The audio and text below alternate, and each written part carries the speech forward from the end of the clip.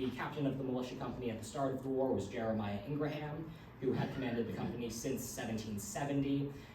He is referred to in official documents by the extremely unhelpful title of yeoman, which effectively can be any man that owns land. It doesn't really tell us much about what he actually did. But he was a fairly wealthy man and had commanded the militia for a number of years. So the war began on April 19th, 1775, with the battles of Lexington and Concord, and of course the news of that spread very quickly. Of course, a lot of the immediate spread of the news was to call out the local militia in and around the Boston area to fight the British as they were retreating back toward Boston.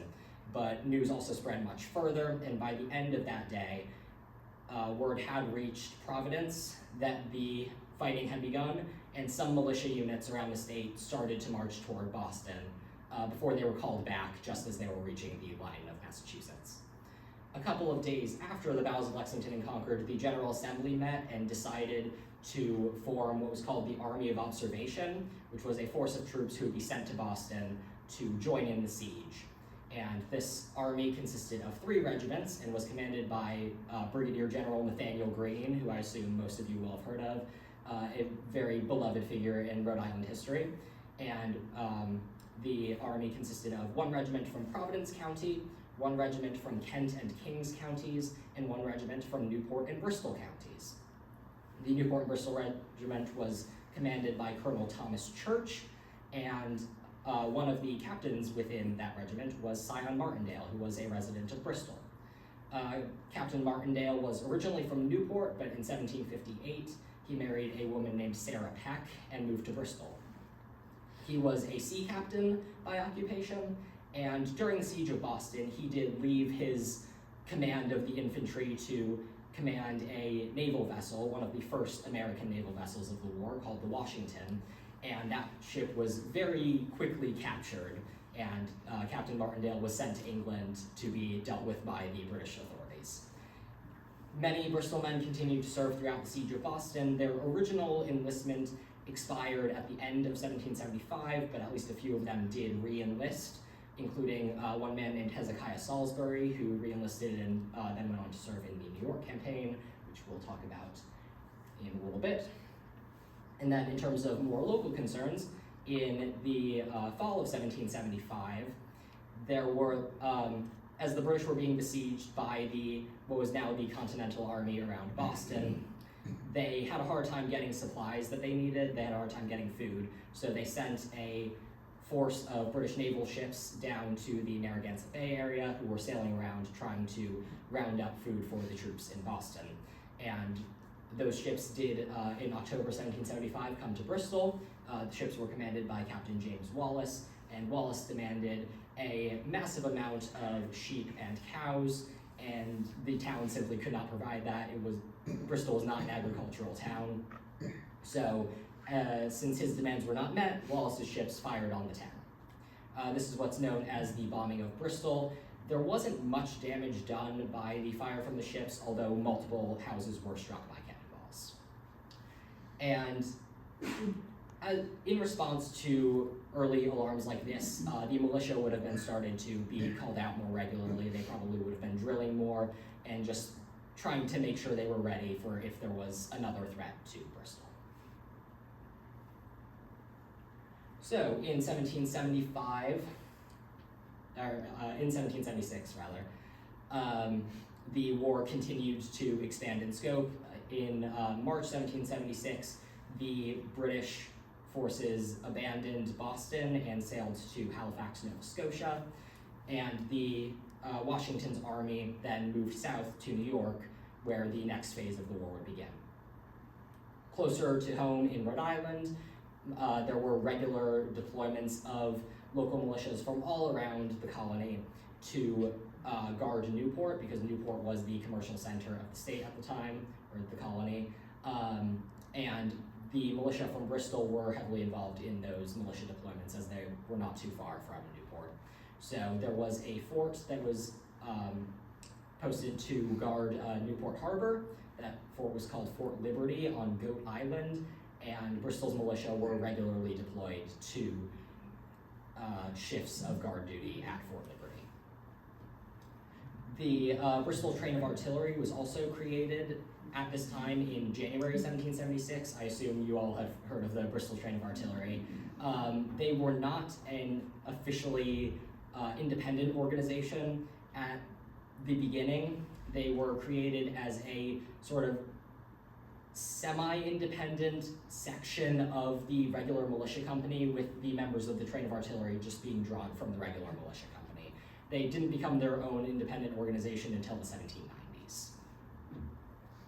And then, as I mentioned, Washington's army continued south from Boston down to New York City to try to defend it from General William Howe's combined force of British and German troops.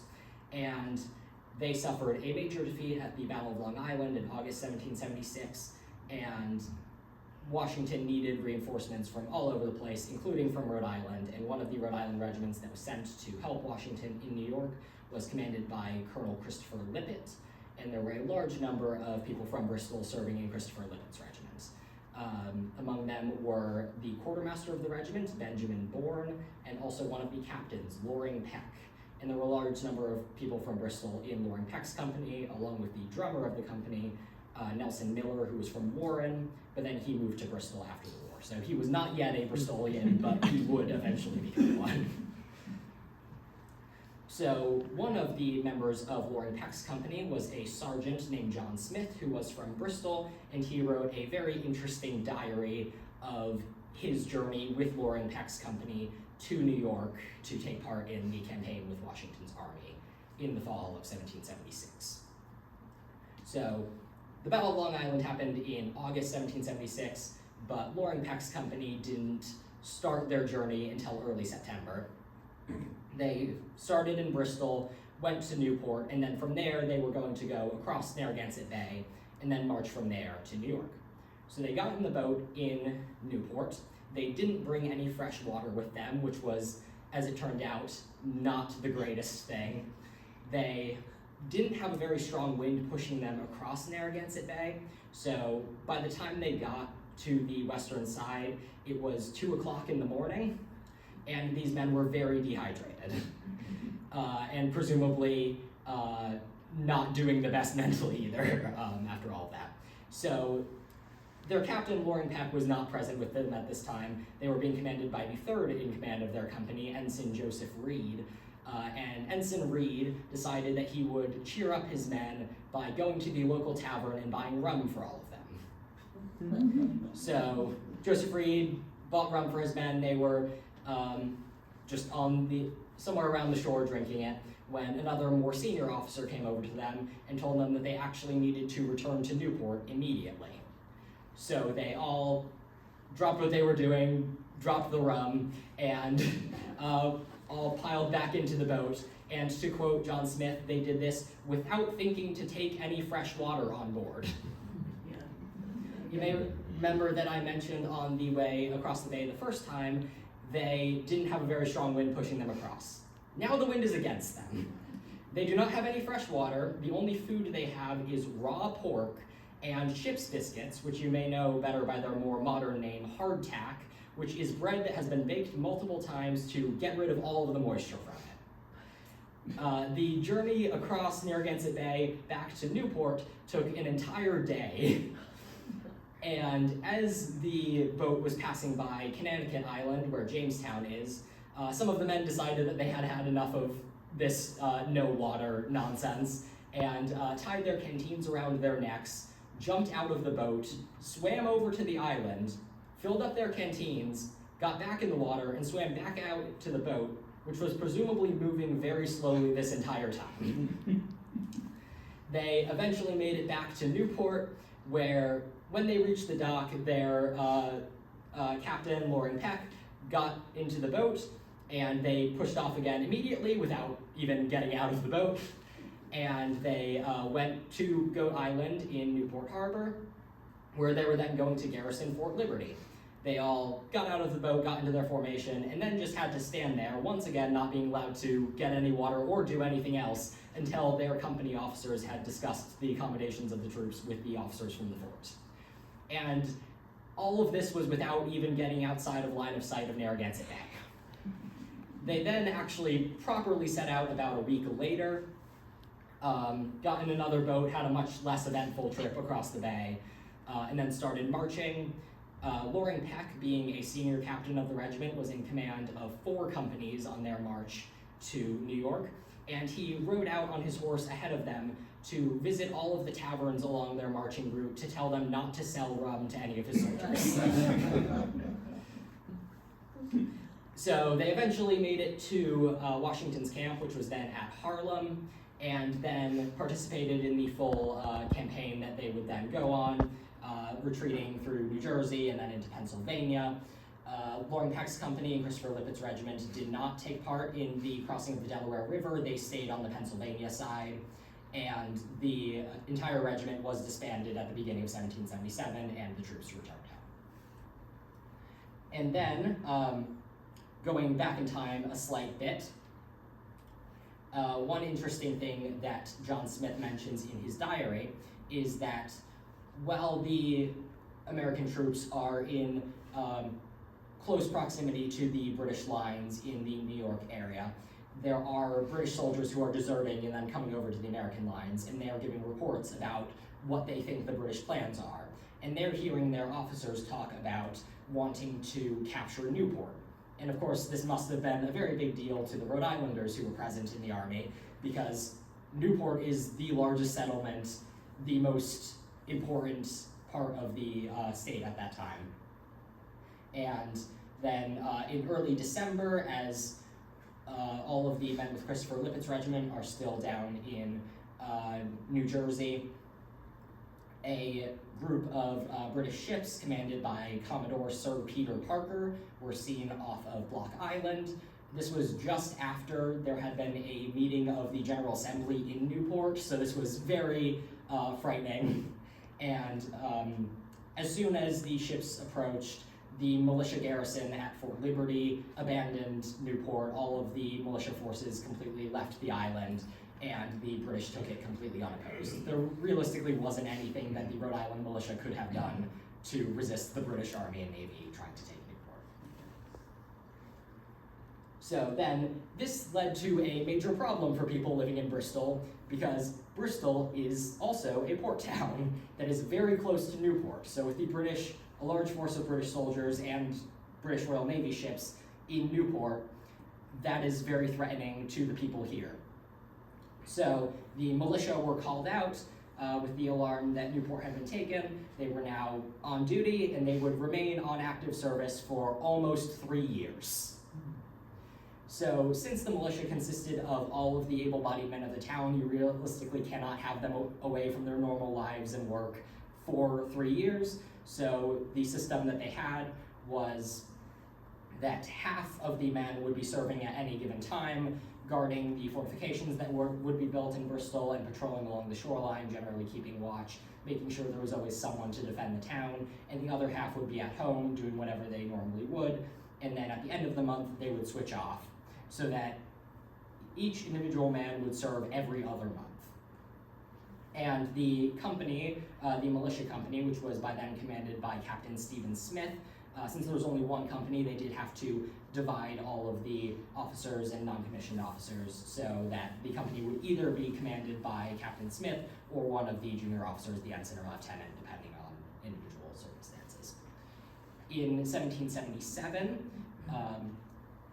Stephen Smith did not serve a particularly long time as captain of the militia. In 1777, he was replaced by William Throop, who was actually the younger brother of a Continental Army captain who had died earlier in the war. William Throop was also the son of the former Bristol County court clerk, and he was a leather dresser by trade, and had married Alethea Fales in 1765, and I think 1765, and they had had a son named William Throop Jr. in 1771. So William Throop was then responsible for everything that the Bristol militia did from 1777 onward. He commanded for the rest of the war.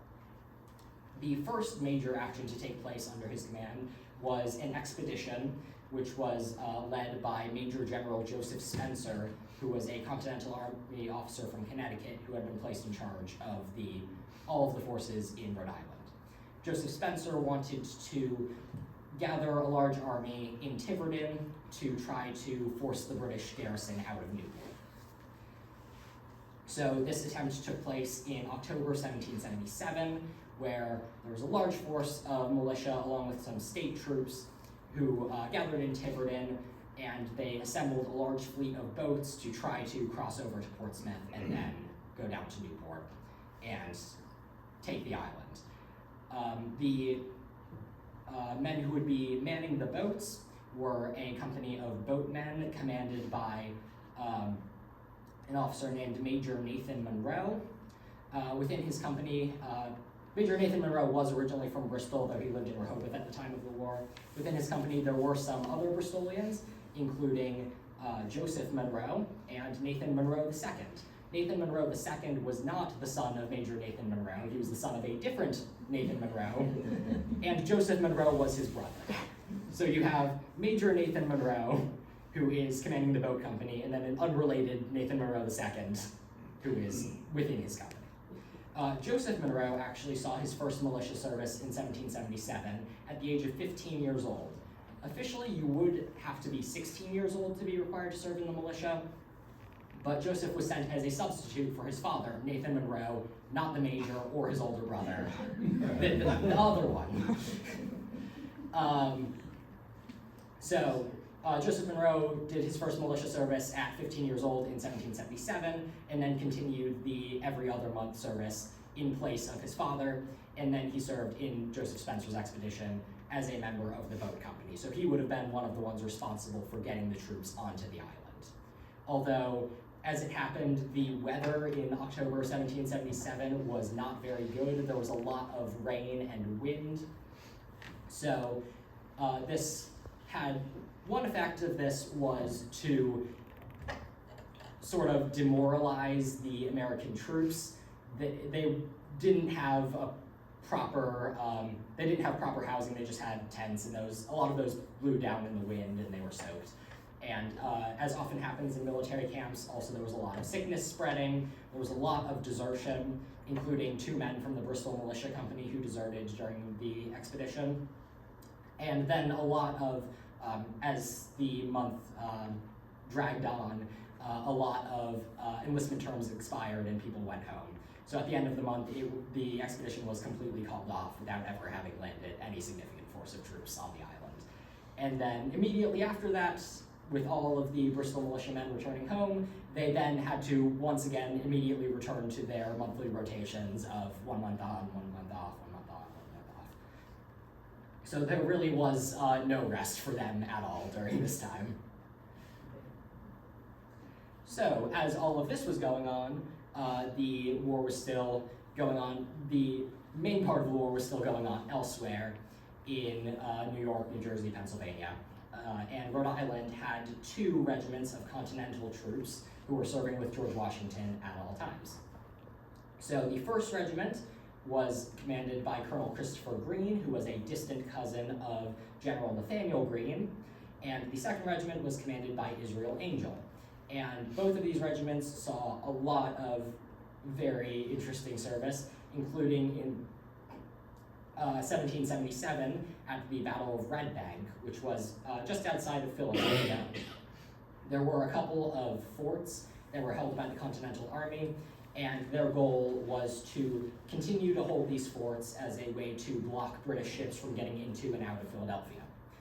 And there was one of the members of the 1st Rhode Island Regiment at the time was 18-year-old Philip Drown of Bristol. He enlisted just shortly after his 18th birthday, so he was still relatively young. And he enlisted in Christopher Greene's regiment, and just a few months later was at the Battle of Red Bank. It was definitely a very intense time. You may have heard of the memoir writer Joseph Plum Martin, who wrote a memoir of his Continental Army service, and he was also present at the Battle of Red Bank, at Fort Mifflin on Mud Island, which is exactly as unpleasant as it sounds. And not only was it just a bit of mud in the middle of the Delaware River, it was also constantly being fired upon by British Royal Navy ships and was completely blasted to pieces. The Rhode Islanders and other Continental troops did eventually have to abandon both forts. Continental service was rather unpleasant. So one of the members of the other Rhode Island regiment was Solomon Rossi or Roffi. It's not really exactly clear how his name is supposed to be written or spelled, because a lot of the sources that we have are later transcriptions. So it seems pretty likely that his name was originally Rossi, but with how S's were written in the past, they looked like F's and were transcribed as F's. So I think it's most likely that his name was Rossi. He enlisted at the age of 20 in 1778 in Israel Angels Continental Regiment. His father was also named Solomon Rossi, and he was pretty likely an officer in an expedition that was assembled in the 1750s to attack Montreal during the French and Indian War. So his father then went on to die in 1764, actually 1762, when his son Solomon was only 4 years old. He died at New Providence in the Bahamas, and his mother died 2 years later. So we don't know as of now exactly how Solomon Rossi grew up, but he did lose both his parents very young. And then enlisted in 1778, and then served for most of the rest of the war in one of Rhode Island's Continental regiments. A constant problem in the Continental Army was being able to keep up the number of troops that they had. There was a lot of desertion, a lot of sickness spreading, just generally always, manpower was always an issue. So during the miserable winter at Valley Forge, the commanders of Rhode Island's force of the Continental Army decided that they needed to recruit a large number of new troops. So the solution that they came up with was to combine all of the already serving Rhode Island Continental soldiers into Israel Angels 2nd Rhode Island Regiment. So all of the members of the 1st Rhode Island Regiment would then be transferred over to the 2nd, and then the Rhode Island General Assembly passed an act that allowed for Black and Native American soldiers to then enlist to fill the new 1st Rhode Island Regiment, which was still commanded by Christopher Green. So there were a large number of formerly enslaved people who either enlisted after gaining their freedom or enlisted as a way to gain their freedom, as the General Assembly offered that any enslaved man who enlisted would be given his freedom, as well as the pay and supplies that the rest of the army would be given. So there were several men from Bristol who took that offer for freedom. One of them was Plato Van Dorn, who was originally from somewhere in Western Africa. He was born sometime around 1755, and then at some point after that brought over and enslaved and forced to serve the Van Dorn family in Bristol. He then, in 1778, enlisted in Christopher Green's 1st Rhode Island Regiment, where he, one, served as a soldier, but then also worked as a tailor, because at this period in time, militaries really could not bring all of these supplies that they needed with them anywhere that they went, so they needed soldiers who were able to make the things that they would need. So there would be soldiers who had previous experience working as tailors, who would then work making the uniforms for the regiment, and Plato Van Dorn was one of those soldiers. And then shortly after the amalgamation of Rhode Island's regiments into a new 2nd Rhode Island Regiment, and then the new 1st Rhode Island Regiment being recruited, the new 1st Rhode Island Regiment was trained by members of the 2nd Rhode Island Regiment in Rhode Island. And then in 1778, that same year, the 2nd Rhode Island Regiment was also called back to Rhode Island to take part in the next attempt to push the British out of Newport, which was then commanded by Major General John Sullivan, because Major General Joseph Spencer, who had commanded the previous expedition, almost immediately after that expedition failed, had sent his resignation letter to Congress and said that a younger, more active officer should be appointed in his place. So back to very local concerns. On the early morning of May 25th, 1778, a fleet of British boats left from Newport and rowed up to Bristol. They landed in between Bristol and Warren, and then they landed a large force of British troops who then marched north through Warren, burning buildings, arresting people, soldiers and civilians alike, and then turned south and continued down through Bristol. The news of this was quickly dispatched to Providence, and troops were sent from there, but also there were already some troops in Bristol itself, so fighting started pretty much immediately. The military units who were posted in Bristol were Archibald Crary's Rhode Island State Regiment and Robert Elliott's Rhode Island State Artillery Regiment, and both of those were heavily involved in the fighting. One of the companies of Archibald Crary's regiment was commanded by Thomas Allen, who was the former militia captain from Barrington, and his company contained several men from Bristol. One of them, an officer in his company, was named William Lawless, who had been in a large portion of the Revolution already. He had enlisted and served as a sergeant in Scion Martindale's company during the Siege of Boston, and then shortly after had been promoted to lieutenant in one of Rhode Island's state regiments and continued to serve in that role for a number of years before being promoted to captain.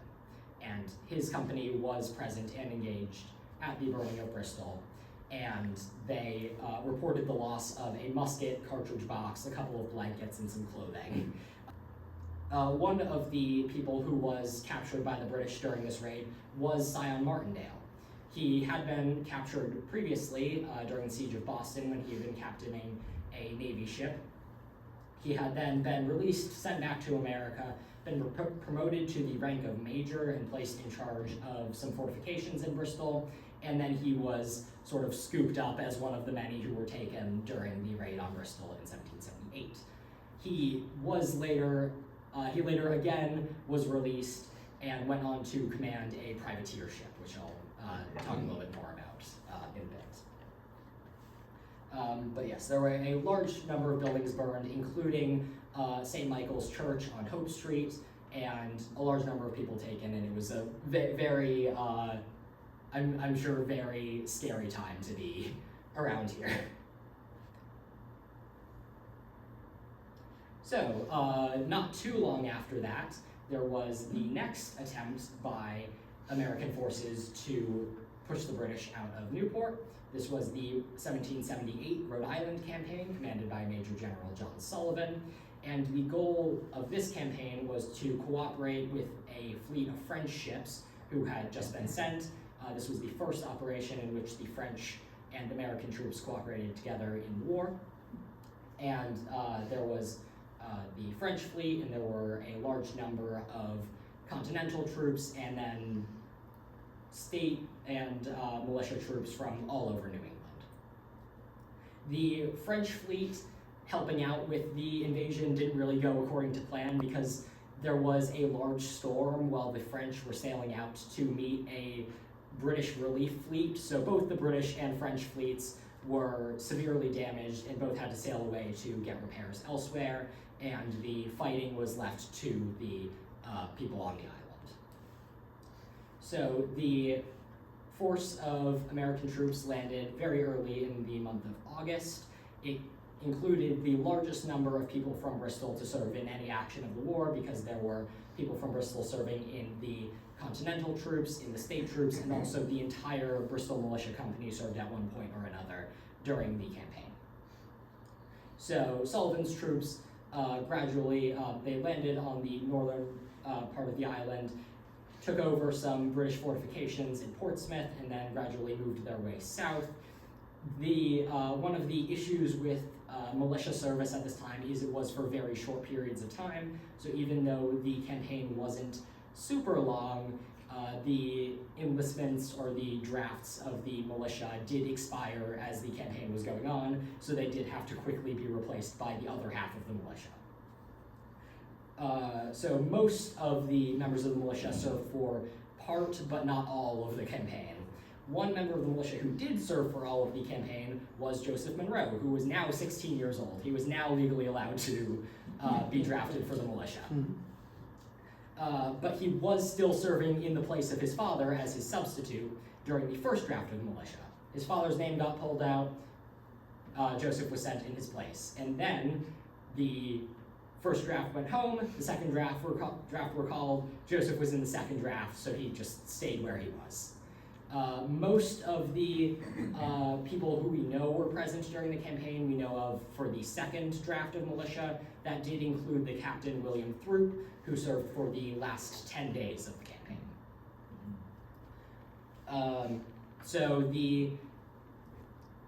As this was all going on, as the second draft of militia had just arrived, news reached the Americans that there was another British fleet coming to reinforce Newport, and the Americans had nothing they could really do against that. So General Sullivan moved most of his heavy stores off of the island and tried to get his troops ready for a quick withdrawal if they needed to leave. And then on the night of August 28th, he withdrew his army to the northern part of the island to fortifications that were centered on Butts Hill and Portsmouth. And then on the morning of the 29th, the British noticed that the American soldiers were not at their normal fortifications and sent troops up the east and west main roads to try to intercept them. The British were hoping that the Americans were actively retreating when they noticed they were gone, so they hoped to catch them and force them to just run disorganized off the island. But that did not work out. The Americans had gotten to their intended positions well before sunrise. And then the Battle of Rhode Island began. It was the largest military engagement in the state of Rhode Island by far during the war. And the front line of Sullivan's army was made up of mostly Continental troops, including both of Rhode Island's Continental regiments. The 1st Rhode Island Regiment there was commanded by its major, Samuel Ward, and there were many formerly enslaved men from Bristol who we know who would have seen action there, including Plato Van Dorn, who I mentioned before, and Prince Ingraham, who had been formerly enslaved to former militia captain Jeremiah Ingraham, Cato Reynolds, Scipio DeWolf, Juba Smith, and there are likely many others. So the 1st Rhode Island Regiment were posted at a fortification where they were mostly facing a force of Hessian soldiers, and they did hold it throughout the day.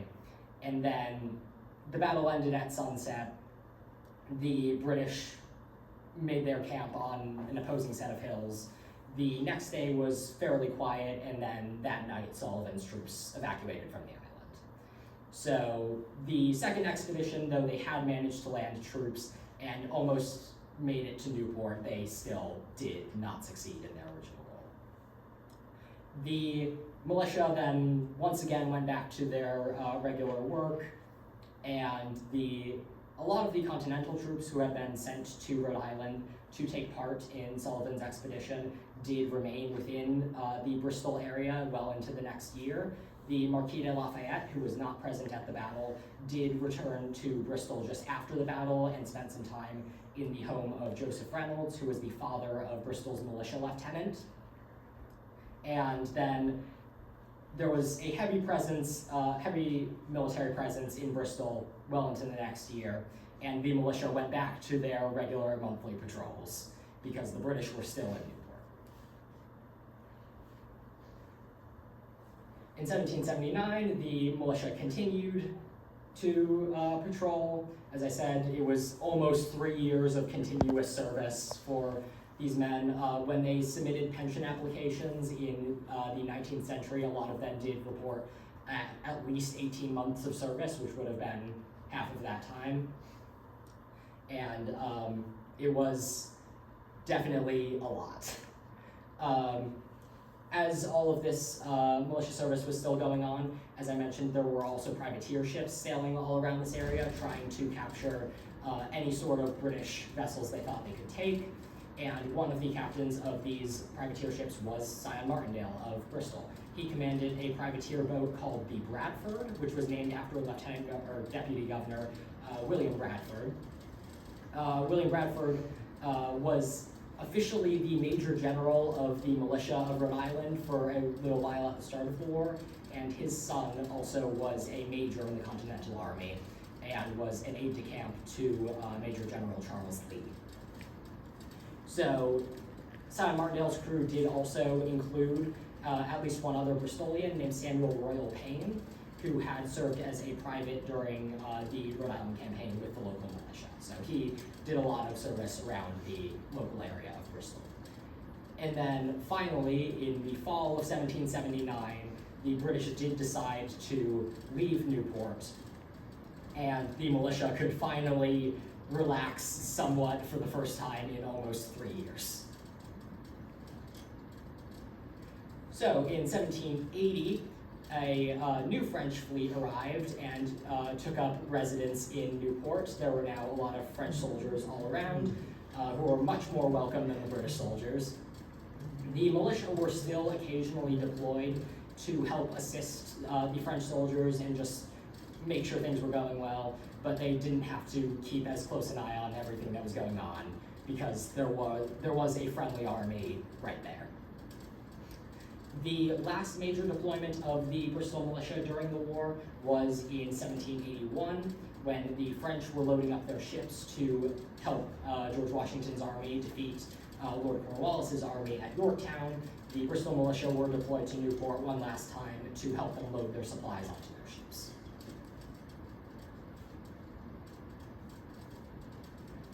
So the last bit of the war would be fought entirely by the Continental troops and by the French army.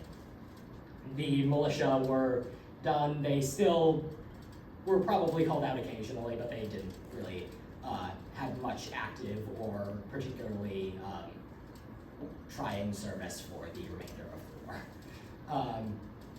So in the beginning of 1781, Rhode Island's 2 Continental regiments were combined into one, which was first commanded by Christopher Green, who had commanded the 1st Rhode Island Regiment for most of the war.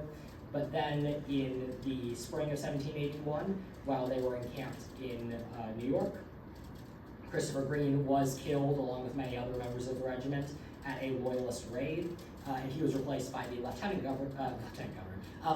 Colonel of the regiment, Jeremiah Olney, who then commanded for the remainder of the war. So the 1 Rhode Island regiment then continued down to Yorktown with the rest of Washington's army. It still contained many people who had been serving from Bristol for years at that point, including Philip Drown, the veteran of the Battle of Red Bank, and most of the formerly enslaved men who had enlisted in it. One of them, Juba Smith, had died of illness at the beginning of 1780. But the majority of them were still alive and serving at this time. Prince Ingraham actually was transferred to the Corps of Sappers and Miners in preparation for the siege of Yorktown.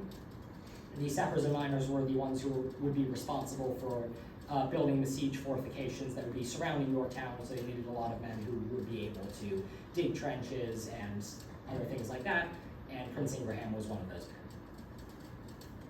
So, Washington's army, of course, was victorious at Yorktown.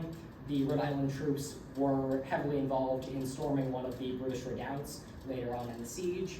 And then from that point onward, they didn't see as much active service. That was the last major battle of the war that they would be involved in. They were mostly now just trying to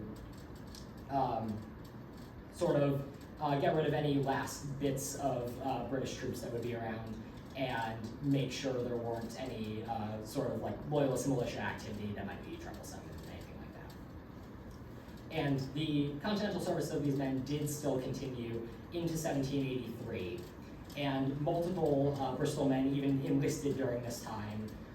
Bernard Salisbury and I believe David Maxfield also enlisted for terms of service in 1782, which was after most of the fighting had finished, but they were still going out to fight. And then the official end of the war happened in 1783. The Rhode Island Regiment was disbanded at Saratoga, New York in June. Most of the men were sent home at that time, though there was still a small force serving for Rhode Island. So that was about it.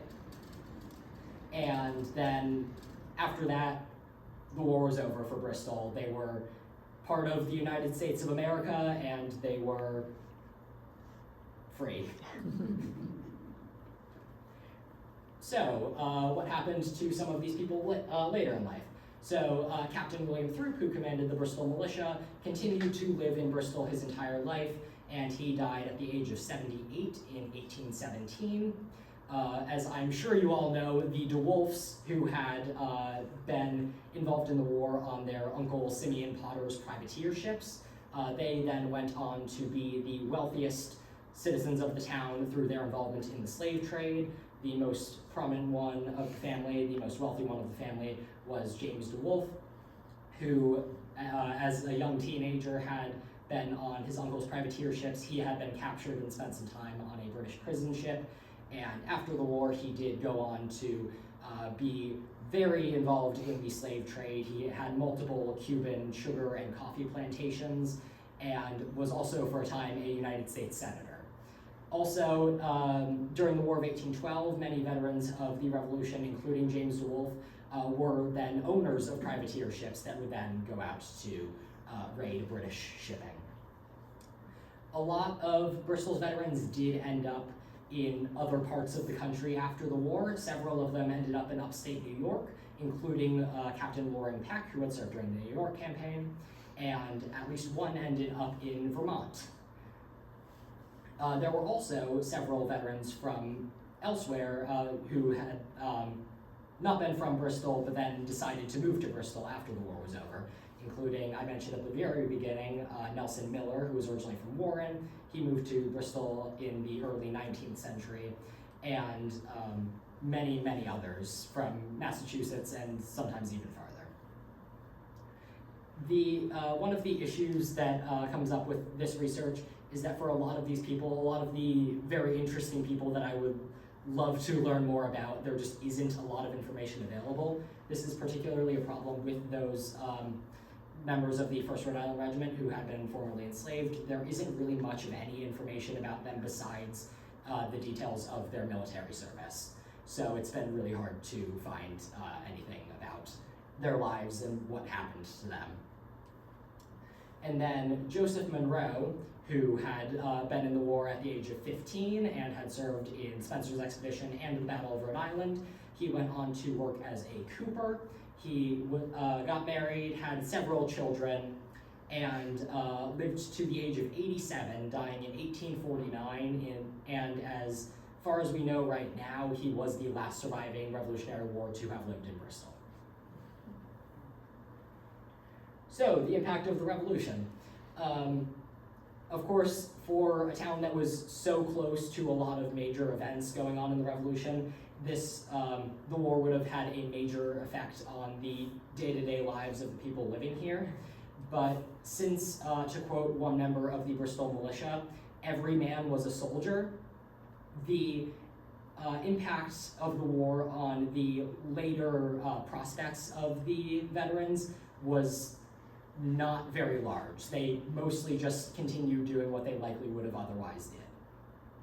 The DeWolfs were already part of a very wealthy slave trading family, and they just continued that on. And the major difference after the war was just that now the men who were the wealthiest men in town, the owners of all the ships, were now Revolutionary War veterans. The first ever Independence Day celebration to take place in Bristol took place on July 4th, 1785.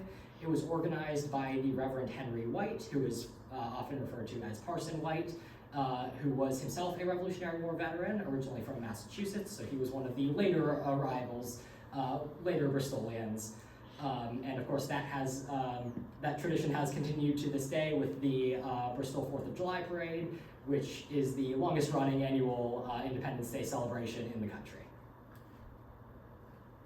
Thank you.